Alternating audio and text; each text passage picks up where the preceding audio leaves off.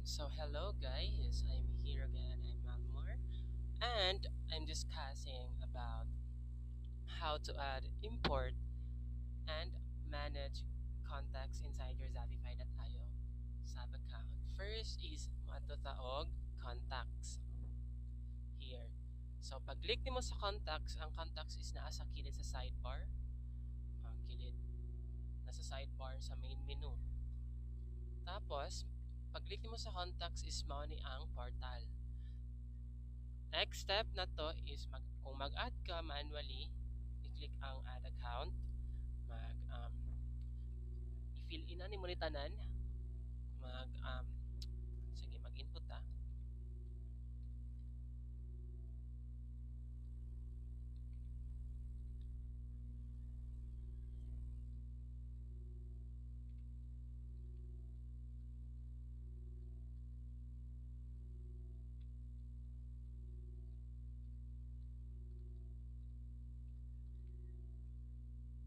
Then doon na po ta sa phone. This is necessary jud siya guys kay pati ang email og phone kay necessary kay need siya para sa inyong mga contacts, sa inyong mga customer, or sa inyong leader.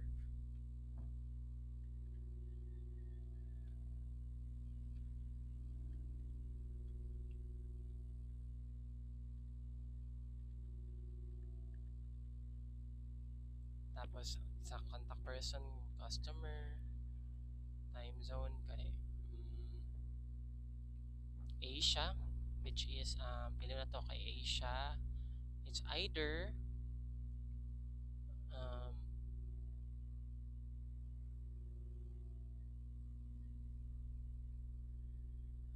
Taipei or Shanghai. Tapos na ano siya, na add accounts na siya. Then matuto sa book action.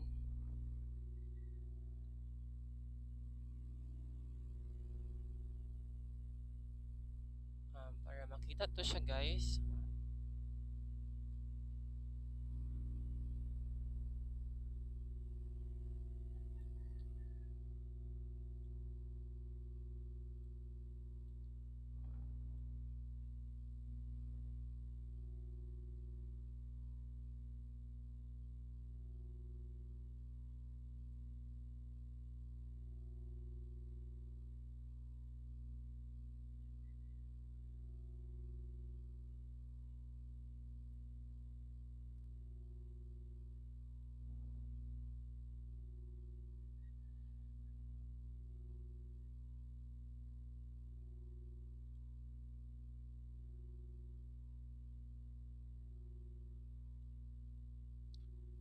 Dali guys. So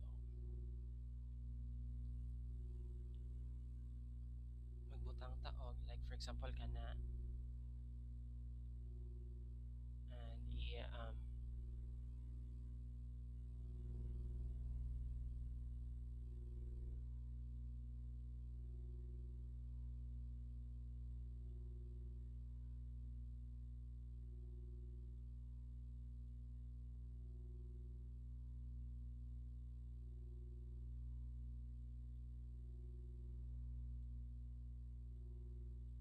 ato na siyang pangkuan guys, like yung ano siya.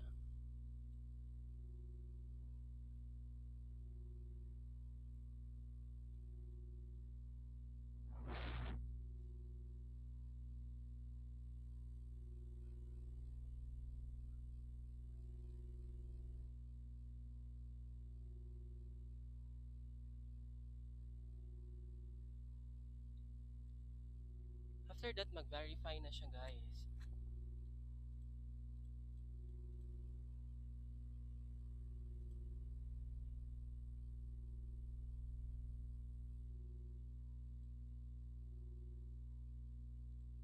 Check lang ni mo ni.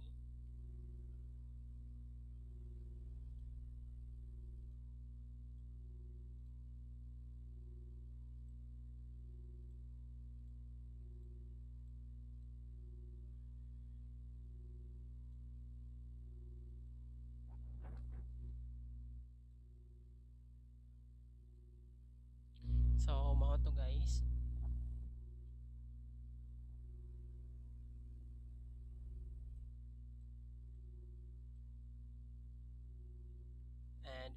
after nimo if na kay data diri pwede na jud nimo siya ma-verify and ma-start to import na nimo siya guys. So that's